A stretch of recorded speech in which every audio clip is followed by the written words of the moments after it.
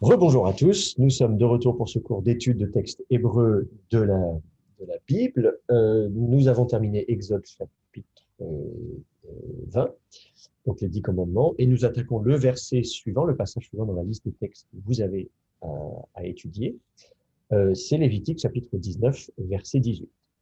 Je vais donc afficher ce verset à l'écran, c'est un unique verset. Donc, alors peut-être juste une petite introduction aussi quand même, pour dire que nous étions dans le livre de l'Exode, comme je vous disais, donc avec les 10 commandements, le texte législatif, avec des lois euh, majeures, on pourrait dire, apodictiques, et puis euh, ensuite, donc, qui est suivi donc par un certain nombre de lois casuistiques, donc le code d'alliance, qu'on appelle le code d'alliance, donc dans le livre de l'Exode. Et là, nous passons dans le livre de Lévitique, où il y a un autre code de loi, qu'on appelle le code de sainteté.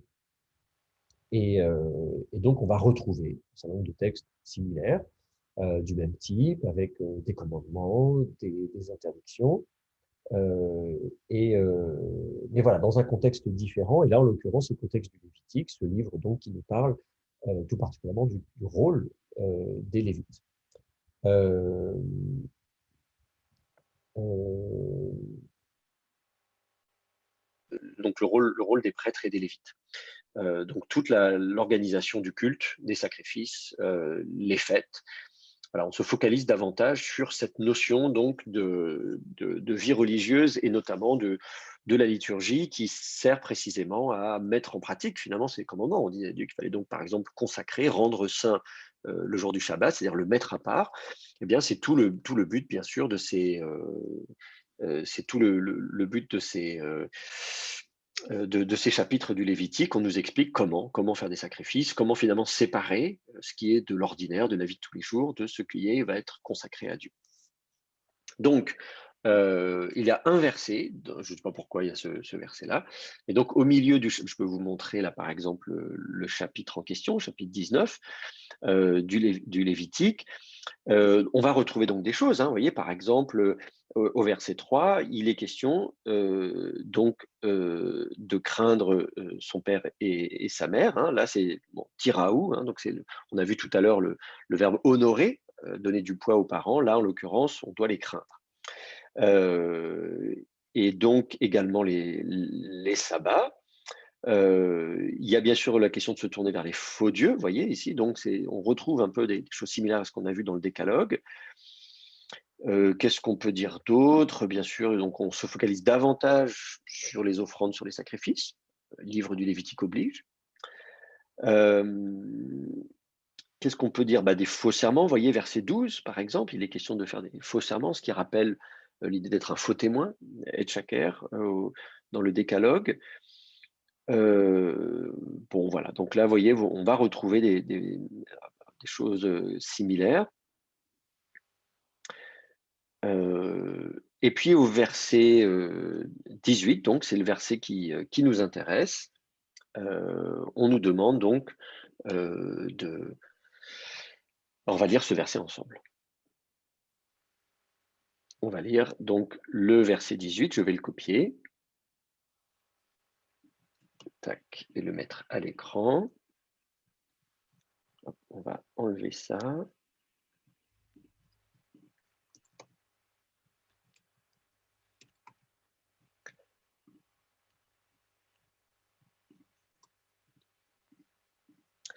Alors, qui veut nous lire le verset 18?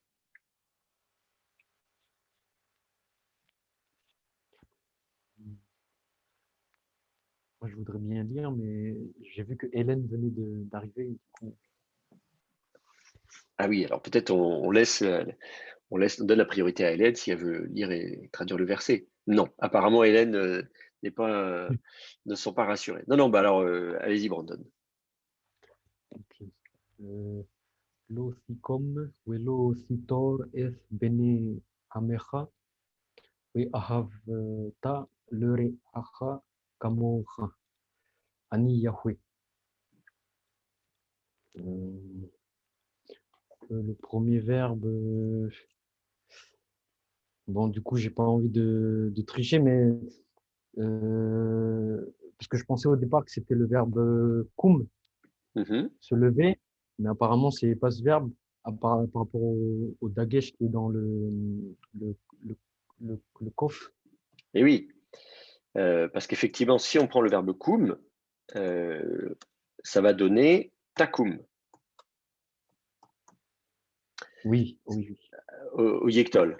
Donc, si on avait l'otakoum, pas de problème. Mais là, on a l'otikkom. Donc, on se dit, effectivement, ce n'est pas le verbe koum. Cela dit, on voit que c'est un verbe auquel il manque quelque chose. On a un kof et un mem. Donc, c'est pas bête de penser il manque quelque chose. Est-ce que c'est un verbe première faible, deuxième troisième géminé? Enfin, vous voyez ce que je veux dire, deuxième, troisième. Donc, voilà, il y a plein de possibilités. Première noun, voilà. Donc, il manque quelque chose. Il faut tester. Et au début, évidemment, ça prend du temps parce que si vous ne connaissez pas les paradigmes des verbes faibles, bah forcément, il faut tester à chaque fois. Donc, ce n'est pas le verbe koum parce que sinon, on aurait takoum. Vous disiez souvent que s'il y a souvent une présence si on a un dagesh en fait juste avant enfin, ça peut camoufler un noun. Du coup, C'est j'imagine que ça. c'est une racine nakam. Effectivement, nakam, on se dit, tiens, essayons, ça fait tinkom, quelque chose comme ça. Et le noun va être assimilé. Et ça va donner donc tikkom. Ça marche. Donc, ça peut être le verbe nakam. Pas de problème. Et alors, le verbe nakam, ça veut dire quoi? Nakam, mais si je triche, du coup, ça veut dire se venger, prendre vengeance. Alors, c'est pas tricher de regarder dans son dictionnaire, voir s'il y a un verbe nakam et qu'est-ce que ça veut dire. Voilà. Les mots, il faut bien les apprendre un jour, de toute façon. Donc, effectivement, le verbe nakam veut dire se venger, tout simplement. Donc, tu ne te vengeras pas. Oui, c'est ça, tu ne te Oui, c'est vengeras ça. pas. Ensuite, c'est à peu près la même chose pour le verbe suivant. J'ai l'impression qu'il y a un noun qui se cache derrière le tête. Oui, oui, oui, oui, tout à fait. Bah, c'est-à-dire, effectivement, vu que la morphologie est strictement la même, on aurait tort de ne pas commencer par regarder si par hasard, ce serait pas effectivement, si par hasard, ça pourrait pas être un verbe natar, évidemment. Et du coup, je pense que c'est ça, c'est le verbe natar. Après, je vois pas exactement que ça veut dire, parce qu'en fait, j'ai une définition en anglais. Et bear a grudge. Bear a Mhm. grudge. Je sais pas ce que c'est que grudge. Ah, Donc, grudge, c'est la rancune. C'est to bear a grudge en anglais, ça veut dire garder rancune, être ok. rancunier. Du coup, je sais pas si c'est ça en français, ça, c'est être rancunier, c'est ça? Oui, oui, oui, c'est être rancunier. Donc, c'est le sens de ce verbe, effectivement, natar, être rancunier, garder Ok, rancune. donc, tu ne te vengeras pas et tu ne garderas pas rancune. Ensuite, F, Bene, Amerha, euh, le F, j'imagine que comment on appelle ça? Euh, c'est ce qui montre c'est un accusatif qui montre l'accusé L'objet, c'est ça, l'objet du verbe. Mhm, du peuple, donc c'est les enfants de mhm. mon peuple, les enfants de mon peuple, donc tu ne C'est porteras pas pas mon rancune. peuple, Amecha, Ah oui, ton peuple, pardon. ton peuple, c'est ça. Oui, oui, très bien. Donc en gros, il ne faut pas se venger, il ne faut pas porter rancune sur les enfants de ton peuple. C'est ça. Ouais, vis-à-vis des fils de ton peuple ou contre. Voilà, en français, je ne sais pas quelle préposition il faut mettre. Vis-à-vis, contre, à l'égard d'eux, etc. Enfin, envers, bon, ce que vous voulez. Mais du coup, la particule est, est-ce qu'on peut la traduire par avec? Parce que là, ça correspond bien, là. Non, non, non, non. Là, c'est pas la préposition être. Si c'était la préposition être, oui, enfin, on pourrait. Enfin, après, je me pose la question de savoir si quand même, est-ce qu'on peut mettre un ségol, on est en proclitique, donc peut-être effectivement que même la préposition être pourrait être écrite comme ça. Je vais quand même vérifier. C'est une bonne question. J'ai un peu des doutes là sur la préposition être et l'usage proclitique de la préposition être si on peut imaginer ça. Oui, oui, oui, on peut imaginer. Vous voyez, avec le makef, donc le et n'est pas accentué, Donc, on a des déplacements de ce type-là. La préposition et, normalement, c'est it, hein, c'est un i primitif qui devient serré en hébreu et qui peut basculer encore d'un cran au ségol en position proclitique. Donc, techniquement, ça pourrait être avec, mais c'est aussi un faux réflexe de notre part, c'est-à-dire que nous, en français, on a un verbe pour lequel on attend une préposition, hein, le verbe se construit avec une préposition, ce qui n'est pas forcément le cas en hébreu. Comment dire je ne sais pas comment dire, quand on passe d'une langue à l'autre, les verbes se construisent pas toujours avec des prépositions ou pas toujours avec les mêmes. Par exemple, si vous prenez les verbes voir, regarder en français, on n'a pas besoin de mettre une préposition. Voir quelqu'un, regarder quelqu'un. Mais en anglais, on va dire to watch someone, ça il n'y a pas de problème. Mais si vous regardez le verbe to look, voir, on dit to look at someone. On ne dit pas to look someone, to look at someone. Bon, il y a des gens qui disent look me in the eye, enfin, ouais, mais ça, c'est pas du bon anglais. Mais donc, normalement, ce verbe se construit avec. Voilà. Si vous pensez au verbe entendre, par exemple, en français, on dit j'entends quelqu'un. Je n'ai pas besoin, l'objet du verbe, c'est un objet direct, je n'ai pas besoin de préposition. Dans d'autres langues, en revanche, on peut avoir besoin d'une préposition. Et d'ailleurs, souvent en hébreu, le verbe entendre, hein, shama, va se construire, l'objet du verbe shama, ce sera avec la préposition bête, avec, ce qui paraît surprenant en français. Mais si vous voulez, en français, si je dis prêter l'oreille, par exemple, on va dire prêter l'oreille à mes paroles. Voyez, entendez mes paroles ou prêtez l'oreille à mes paroles. Donc, selon le verbe, vous pouvez avoir des verbes synonymes qui désignent à peu près la même chose, mais qui vont, dans certains cas, soit se construire avec un objet direct, soit avec un objet introduit par une préposition. Et ça, c'est l'usage qui vous le dit. Donc, le dictionnaire va vous dire ce verbe-là se construit, l'objet du verbe, en fait, est introduit par une préposition, cette préposition-ci ou une autre. Là, en l'occurrence, il n'y a pas besoin d'avoir une préposition en hébreu. Donc, le « et » qui est ici doit être considéré naturellement comme le complément d'objet direct plutôt que la préposition « et », même si, effectivement, ça pourrait être analysé, ce « et » pourrait être analysé comme la préposition « et », donc qui veut dire « avec ». Mais là, on attendrait une autre préposition concrètement. Hein. C'est pas « avec », c'est quand on est… On n'aurait pas Pardon plutôt mis im parce que justement, il y a un état construit, enfin, il y a un état construit par la suite. Hein.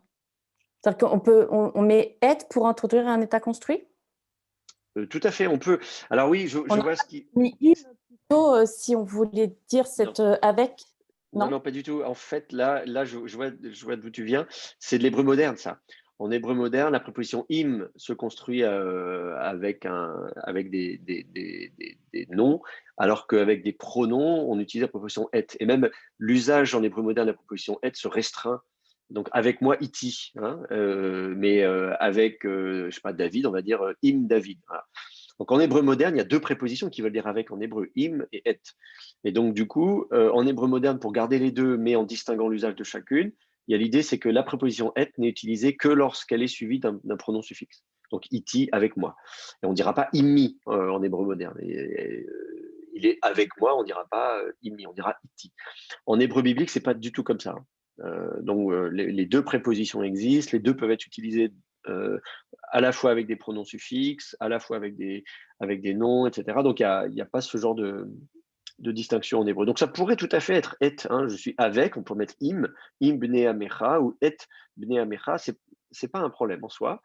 C'est juste que là, dans le cas présent, que l'objet du verbe soit introduit par la préposition avec ne me semble pas du tout justifié. Voilà, et ça c'est l'usage des verbes. Ok. Et du coup, là, monsieur, les deux premiers verbes qu'on a traduits, on les traduit par un présent, c'est ça? Alors, vous les traduisez comme vous voulez. Au niveau du temps, c'est Dieu qui, voilà, il ne faut pas, voilà, c'est clairement, il dit non, voilà, ne te venge pas. Alors, mettre au futur en français, souvent, typiquement, traditionnellement, ce genre de commandement, on les traduit au futur. Tu ne te vengeras pas, tu ne garderas pas rancune à l'égard des fils de ton peuple. Voilà, on met du futur. Ça ne me dérange pas, hein. On peut mettre l'impératif ou du futur, ça va bien. Ok. Ensuite, oui, ahavta. Et tu Du coup, là, si on regarde le temps, là, on est passé au Qatal. Du coup, Oui, ça veut dire qu'il y a un changement de contexte, là, non? C'est-à-dire de temps. Non. bah, alors, sauf que là, en l'occurrence, l'accent, il est sur le ta à la fin. Ahavta. Donc, c'est pas un katal simple. C'est pas ahavta, parce que ça, normalement, l'accent, il doit rester là. Hein, ahavta, mais ve'ahavta. Et quand vous avez un katal précédé d'un vav et l'accent qui descend, vous êtes dans le cas d'un vav consécutif, ce qu'on appelle le v-katal. Et donc, Ah, et voilà. Et tu aimeras. Et donc là, on a une succession logique ou chronologique dans le futur. ok, Donc, ok. il y a une chose qui en entraîne une autre. C'est-à-dire que, voilà, donc, il ne faut pas, il dit, voilà, tu ne te vengeras pas, tu ne garderas pas rancune, mais au contraire, voilà au contraire ce qui va se passer, c'est que tu aimeras. Ok. Donc, il faut qu'il y ait vraiment ce changement d'accent pour pas que ce soit un Qatal simple.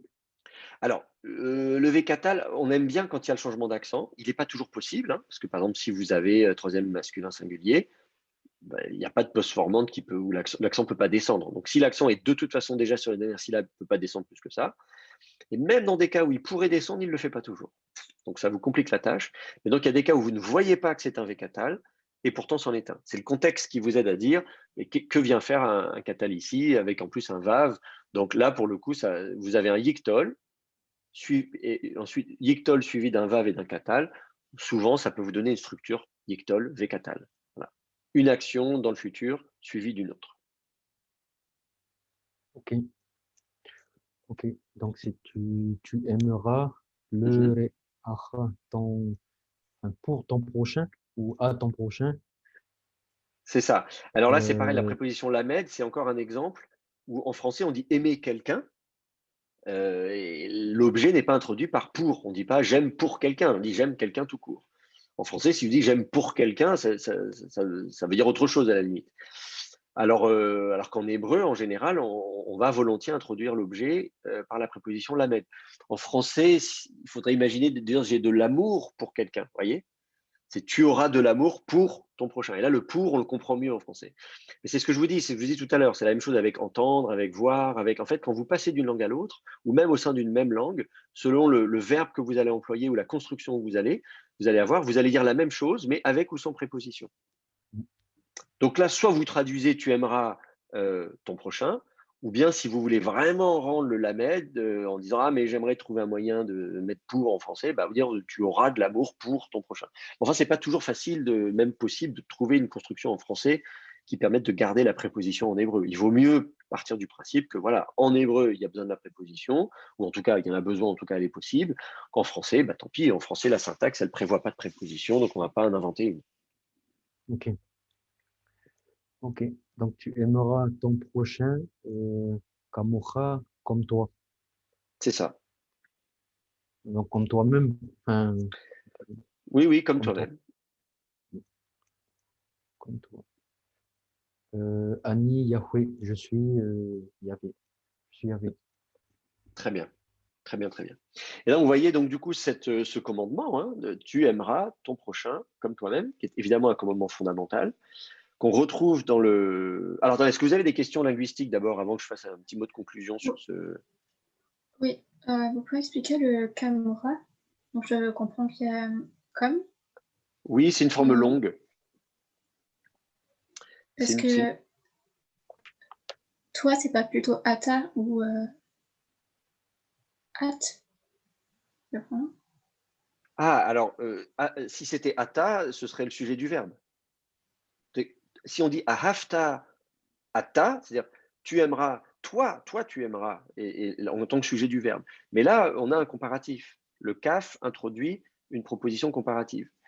Je vous montre, donc ça, il faut le savoir quand vous apprenez les prépositions. Vous avez la préposition lamed pour, donc li, lecha, lach, etc. Vous avez la préposition kaf, sauf qu'en fait, il existe une forme longue de cette préposition kaf, qui est la préposition kamo. Et la préposition kamo, quand elle est à l'état construit, c'est kmo avec le makef, c'est-à-dire le A va tomber.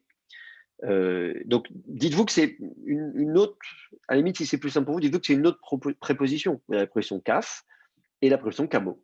Voilà. Sauf que la préposition kamo, vous n'allez pas la trouver toute seule. Enfin, si, à la limite, si, on peut même la trouver toute seule. Kamo, c'est pas vrai en plus. On va trouver kamo tout seul, mais soit l'état construit, donc kmo quelque chose, soit kmo avec évidemment un pronom suffixe, kamoni, kamocha, kamor, etc. Et donc, du coup, voilà, et puis au pluriel, kmochem. De temps en temps, vous trouverez la version courte, kachem, mais c'est quand même rare. Kmochen, kachen, kmohem, ou bien kahem, ou kahema si avec la forme longue. Bon. Et puis kmohen, et puis kahen. Et je vois que j'ai mis une note 15, je ne sais pas ce que j'ai mis comme note. Également attesté avec un serré au lieu d'un ségol. Bon. Donc, ah oui, avec un serré au lieu d'un ségol, kahem, avec un. C'est quand même surprenant ce serré avec le même. Bon, bref, parce que le même normalement est doublé. Donc voilà, vous avez ici. Bon, enfin, c'est bien que je l'ai signalé du coup, parce que même moi, ça me surprend. Donc voilà, voilà, ça, il faut le savoir, c'est du vocabulaire. Camo, il faut connaître que c'est donc une préposition comparative qui n'est probablement pas une autre préposition que la préposition kaf, c'est-à-dire que c'est pas, tiens, il y a deux prépositions comparatives qui, comme par hasard, commencent toutes les deux par kaf.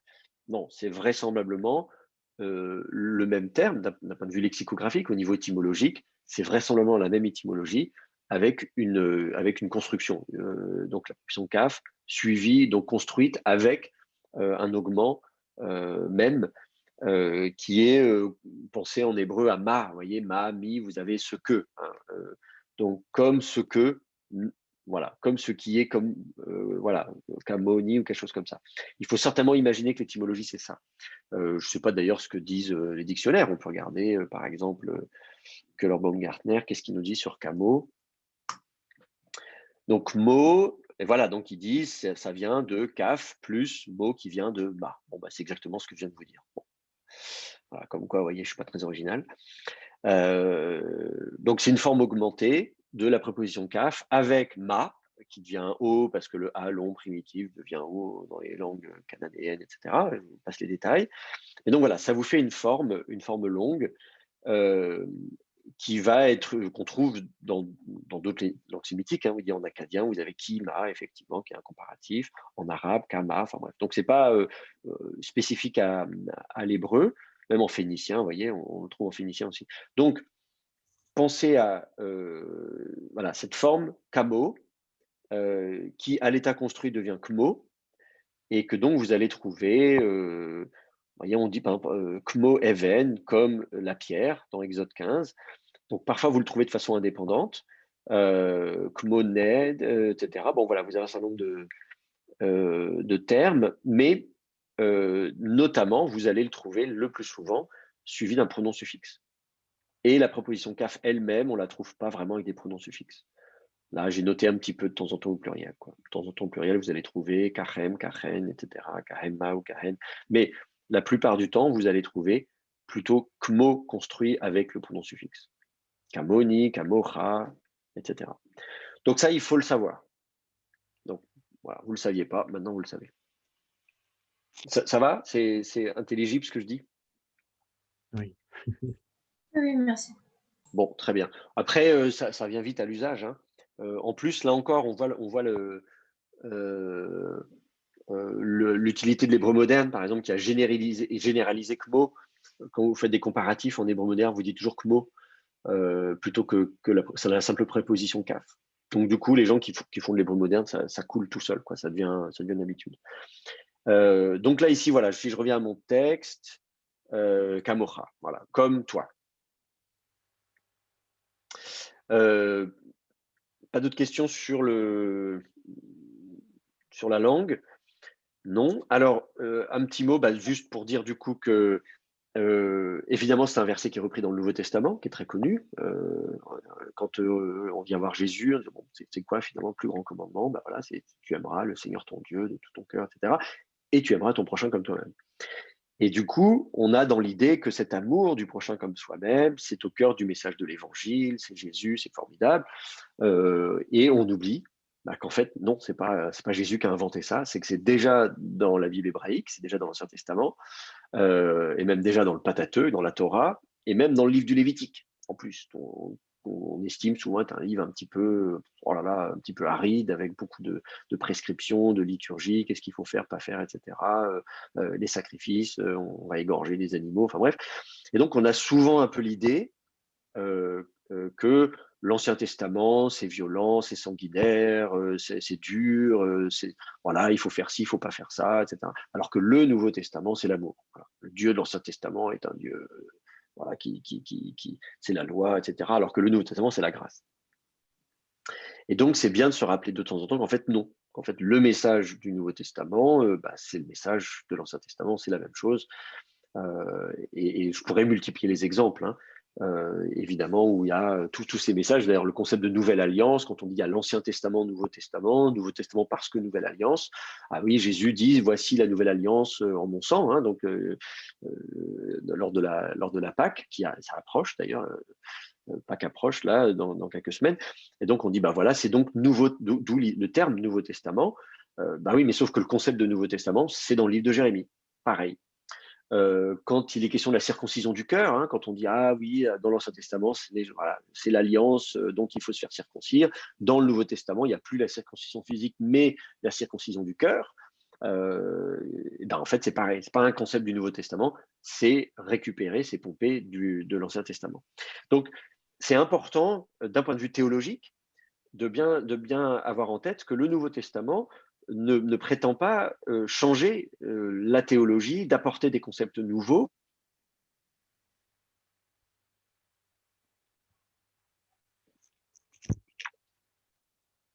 Monsieur, on n'entend plus? Oui, on n'en entend plus.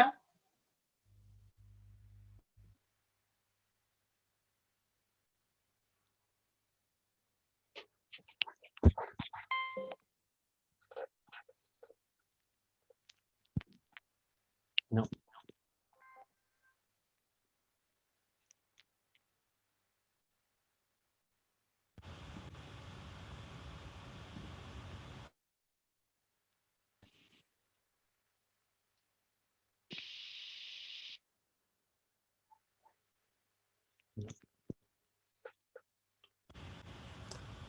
Et là, vous m'entendez? Oui. Je suis basculé, oui, mais il y a un je suis bruit de basculé fond. sur le micro de mon ordinateur. Qu'est-ce que je peux faire? Je vais trouver vite fait d'autres écouteurs. S'il y a une panne de... Est-ce que je vais récupérer des bons vieux écouteurs filaires? J'ai aucune idée de ce qui est en train de se passer. Du coup, ça quelque part, des écouteurs filaires, parce que sinon vous allez entendre tous les bruits ambiants. C'est moche. Bon, alors, écoutez, on va finir comme ça, et puis je vais couper la vidéo et recommencer. Donc, là, ça va, vous m'entendez? Rassurez-moi. Oui, c'est bon. Faites-moi un petit signe pour me dire que vous m'entendez. Vous m'entendez pas? Oui, ah, ça marche, très bien. Voilà, donc, je termine. Donc, ce que je disais, c'est très important de se souvenir que la plupart des concepts théologiques du Nouveau Testament sont déjà dans l'Ancien Testament. Et donc, Jésus ne dit pas « je suis venu pour abolir la loi et les prophètes », il dit justement « je ne suis pas venu pour abolir, mais pour accomplir ». Que Paul, de la même manière, quand on regarde son grand exposé théologique, l'Épître aux Romains, en fait, passe son temps à citer en fait, l'Ancien Testament pour étayer ses arguments et à dire finalement ce que je vous dis, il n'y a rien de nouveau dans ce que je vous dis. La nouveauté, c'est évidemment que le Messie est arrivé, que le Messie, c'est Jésus.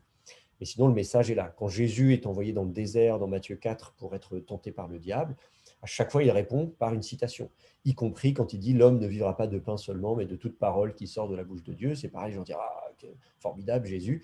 Non, mais c'est une citation du Deutéronome, vous voyez. Donc, ce verset, Lévitique 19-18, est un verset avec un message absolument merveilleux, un message d'amour, et qui est un commandement également. C'est-à-dire que ce n'est pas simplement j'aimerais que vous aimiez, soyez sympa, faites un effort, etc. Ça se présente vraiment comme un commandement. On a un interdit, on l'a vu là, surtout qu'on a enchaîné avec le décalogue. Vous avez donc l'oticum, l'otitor là. Donc Dieu nous interdit de nous venger et au contraire nous commande d'aimer. Et donc l'amour est un commandement. C'est-à-dire c'est pas un choix, c'est pas de dire on a toujours l'idée que l'amour, ça se commande pas. Vous savez, l'amour, on n'aime pas. Je sais pas, voilà. Moi j'aime, je sais pas quoi, j'aime les pizzas, j'aime pas les fruits de mer, je sais pas, enfin un truc comme ça. Voilà, comme si ça nous tombe dessus, comme si voilà, on n'a pas le choix. Là, c'est pas cette forme d'amour qu'on pourrait imaginer. C'est un amour qui est un choix qui se manifeste en acte, et donc on est appelé à aimer, même si c'est pas facile, même si au contraire on a envie de se venger. Surtout que là, c'est le deuxième membre de ce verset, avec ce vécatal qui vient donc compléter le premier verset. Donc il faut bien le lire, disons, à la lumière du début du verset, qui est de la vengeance. Donc si, ça veut dire qu'on doit aimer dans un contexte où on aurait plutôt envie de se venger. C'est-à-dire qu'on doit aimer précisément des gens qui manifestement ne sont pas sympas avec nous, puisque si on a envie de se venger, c'est qu'ils nous ont fait du mal. Donc il s'agit précisément d'aimer des gens qu'on n'aimerait pas si on n'en avait pas le commandement. Parce que bon, aimer quelqu'un qu'on a de toute façon envie d'aimer naturellement, je n'ai pas besoin qu'on me donne un ordre, je n'ai pas besoin qu'on me commande d'aimer cette personne, ça vient tout seul. Si on me le commande, c'est précisément parce qu'il y a des cas où ça ne va pas tout seul. Voilà ce que je peux dire, quelques mots pour ce passage. C'est bon pour vous? Oui? Pas d'autres questions? Ah si, alors j'ai vu une question. C'est quoi qui correspond à les enfants? Les enfants, en fait, c'est les fils, littéralement. Et bne amecha, ben c'est le fils. Donc ben, fils, banim, les fils, bne, à l'état construit, les fils de ton peuple. Et Brandon avait traduit les enfants, mais en fait, le terme qui est employé, c'est le terme fils. Mais généralement, dans la traduction française, effectivement, quand on parle des fils, on généralise, on dit les enfants pour inclure les filles. C'est l'écriture inclusive, ou je sais pas comment dire ça, la traduction inclusive en français moderne. Voilà, si j'ai répondu à toutes vos D'ailleurs, questions, je vais arrêter cette petite vidéo et enchaîner avec une autre. Non? excusez-moi, c'est juste possible de répéter la traduction du verset dans son ensemble. Je sais pas si vous l'avez fait ou pas. Alors, je ne l'ai peut-être pas fait, et du coup, je vais le faire très volontiers. Alors, je vais réafficher à l'écran, à mon autre écran, c'est ça le texte. Loticum, tu ne te vengeras pas. Vélotitor, et tu ne seras pas rancunier. Et bne amecha, à l'égard des fils de ton peuple. Ve'ahavta,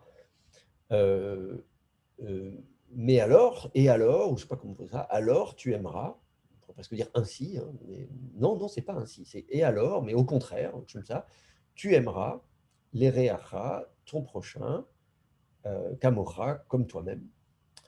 Ani Adonai, je suis le Seigneur.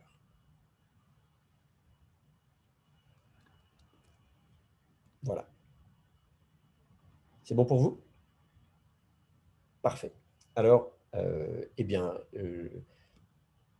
j'arrête l'enregistrement là et je vous dis à tout de suite pour le texte suivant.